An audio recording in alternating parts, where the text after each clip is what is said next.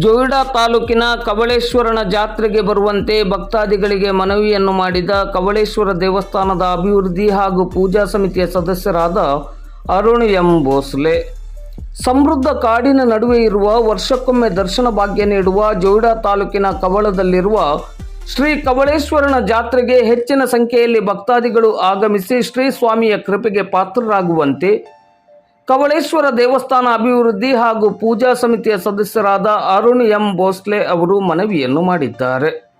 ಅವರು ಇಂದು ಮಂಗಳವಾರ ಸಂಜೆ 7 ಗಂಟೆ ಸುಮಾರಿಗೆ ಜೋಯಿಡಾ ತಾಲೂಕಿನ ಪಣಸೋಲಿಯಲ್ಲಿ ಮಾಧ್ಯಮದ ಮೂಲಕ ವಿನಂತಿಸಿದ್ದಾರೆ. ಕವಳೇಶ್ವರ ಜಾತ್ರೆಗೆ ತಮಗೆಲ್ಲರಿಗೂ ಹಾರ್ದಿಕವಾದ ಸ್ವಾಗತ.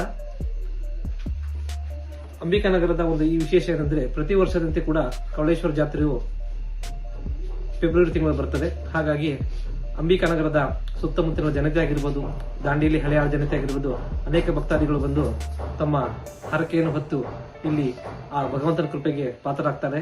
ಹಾಗಾಗಿ ಹೆಚ್ಚಿನ ಭಕ್ತರು ಬಂದು ಆ ಕವಳೇಶ್ವರನ ಕೃಪೆಗೆ ಪಾತ್ರರಾಗಬೇಕಂದ್ರೆ ಈ ಮೂಲಕ ತಮ್ಮಲ್ಲಿ ವಿನಂತಿಸಿಕೊಳ್ತೇನೆ.